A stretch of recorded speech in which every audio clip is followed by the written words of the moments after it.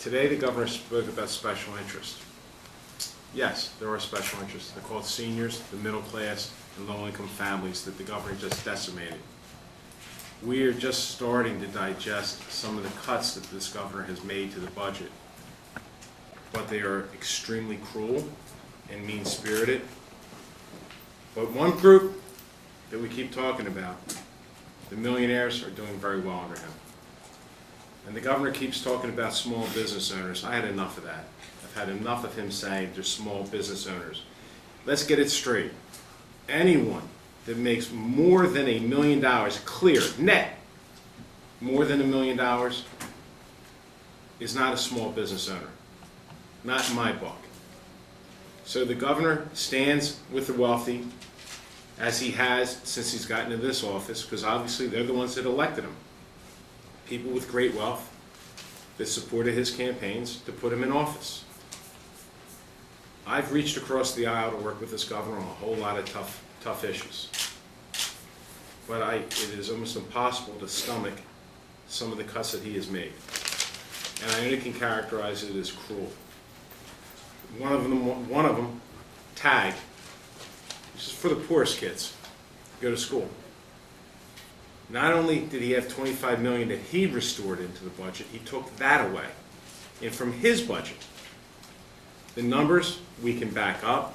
It's not a fantasy budget. We can back up the numbers. We have documentation. I'd like to see the governor's documentation. The governor talks a lot, but doesn't back it up with facts. We have documents that we're going to give to the press that justify the cuts that we identified to allow the spending to go forward. And if it's special interest, then I stand with the special interest when it comes to seniors, the middle class, and the poor. So again, I am very disappointed. You know, we worked very hard in a very bipartisan fashion to pass landmark pension and health care reform, because this is not a partisan effort. But it will become very partisan when my colleagues stand to hurt the people that least can afford to stay in this state. And with that, I'll answer any questions. Steve, do you have any plans to try to override any of this? Obviously, Phil, we're going to look at all of our legal options on this. I think there's some pretty obvious answers to it, but I don't want to do that until I talk to the leadership of the Assembly and my House. But clearly, when you look, Phil, we're just, you know, there was no briefing, and that's okay. I mean, it's politics. But the fact that we're just looking at some of these cuts now, and I identified one that just jumped right out at me, TAG. You know, tuition aid grants. These are for kids that barely can afford to live in this state. Now they can't go to school in this state. He put $25 million in his budget. We added more money. He took the money we had in and subtracted all that money. This budget is cruel and mean-spirited to prove a point that he's in charge. Well, guess what? We are going to fight back. We are going to make the arguments, and we're going to prove a point that this is not right to the taxpayers of this state. The people that he talks about, that he promised to bring fiscal responsibility back to. The millionaires. He's taking care of them. Who else? He said that you and Oliver, Speaker Oliver, did not ask or did not seek any concessions or discuss the budget as part of health and pension. Was that a mistake? Should that have been at least some part of the discussion and exchange? He's telling me I should have tried to. No, he said you. So the question was asked whether there was any. Was there any tit for tat for that? He said it was not asked. No. What we worked on was a compromise to be as fair as we could to the employees. We did everything we could to extract a fair piece of legislation for the workers of the state. It wasn't playing hostage, obviously. We weren't being partisan. People were saying, well, why don't you use that and put it up against the millionaire's tax and play games?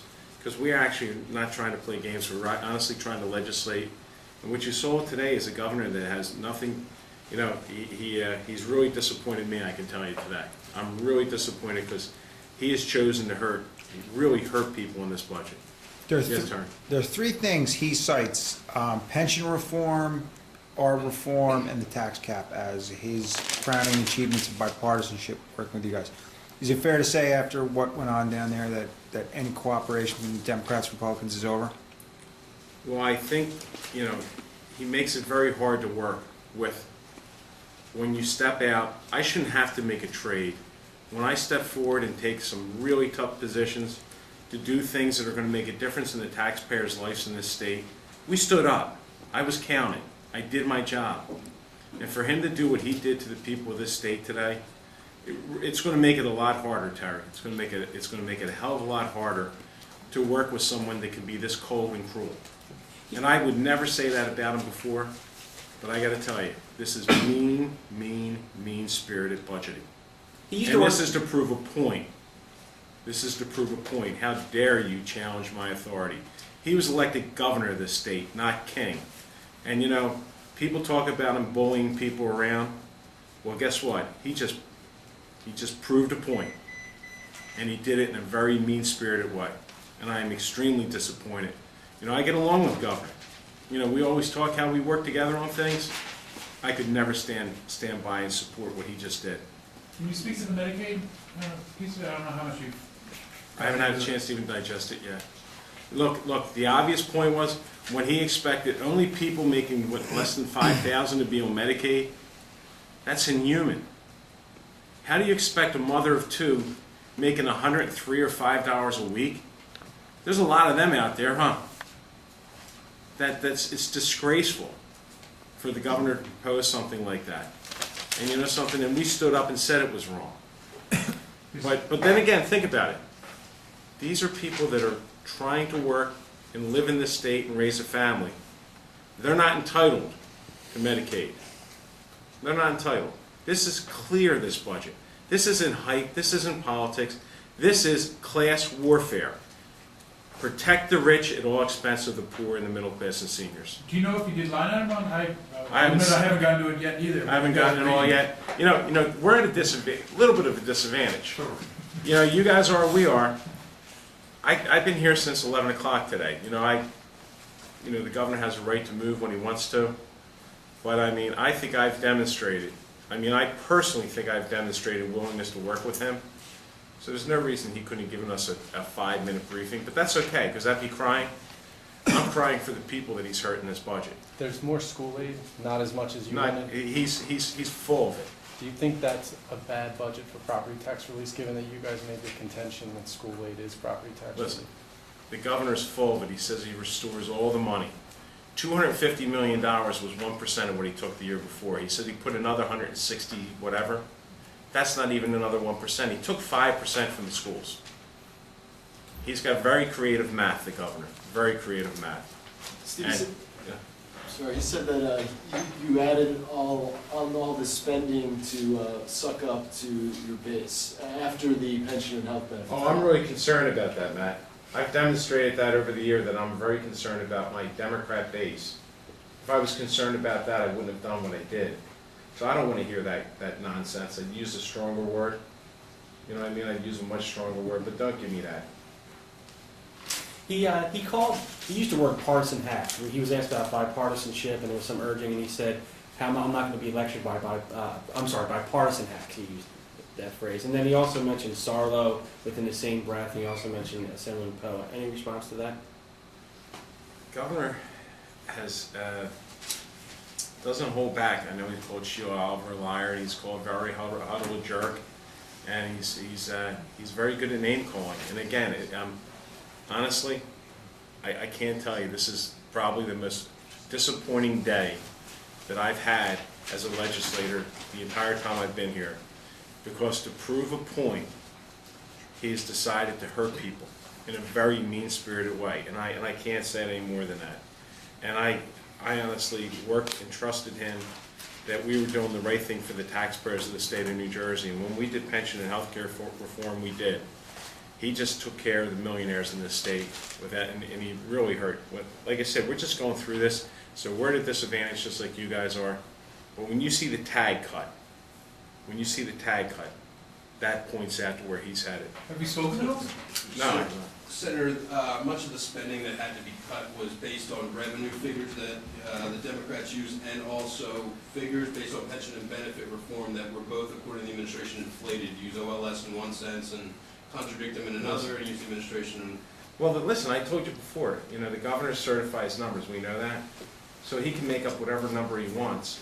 I'll go with David Rosen. You know, they cited OLS a few times too. Even my Republican colleagues actually stood up with letters on the floor. The Office of Legislative Services said this, right? Well, David Rosen's the budget guy. David Rosen's more accurate at predicting revenues over the last several years than anyone here. But on pension Democrat and benefits- Republican, Democrat and Republican. But on pension and benefits, you did not take OLS numbers, you chose to use the administration's. Because for one reason, I worked with them on the plan. You create these new plans, you're creating hundreds of millions of dollars. That's what the governor sold, that's what I was selling. It wasn't the contribution from the employee. You know, we kept saying, and listen, the governor can't use it both ways. His words, creating these plans, I was there on Monday, creating the plans are what's going to bring the savings. He just said that on Monday. Hundreds of millions of dollars in savings and creation of plans. We agreed. I was the architect of that. You know what I'm saying? So I'm not arguing. I accepted his numbers because they're real. We gave him $300 million in cuts last year that he said didn't exist. You heard the debate on the floor. They showed up. Look, we finished up with $775 million when he figured a surplus of 300 and some. Our numbers weren't wrong, they were accurate. Does Steve, won't it take a year to create those plans? Isn't that, I think. No, they're supposed to be created by January. They're supposed to be created by January. And you know, Jason, the thing that we're dealing with right now Sorry about that. is when there's an $800 million windfall we see, Right. and like I said, my Republican colleagues in the legislature can't have it both ways. They did nothing but cite OLS yesterday on the floor, and to defend them. So when it's to your advantage, you cite them. When David Rosen said to us just recently, we can score $800 million in new revenues. So listen, the governor's budget next year will show a surplus of $1.3 billion, $1.5 billion, and he'll say, well, look, we had a good year. Well, at the expense of the poor, seniors, and middle class.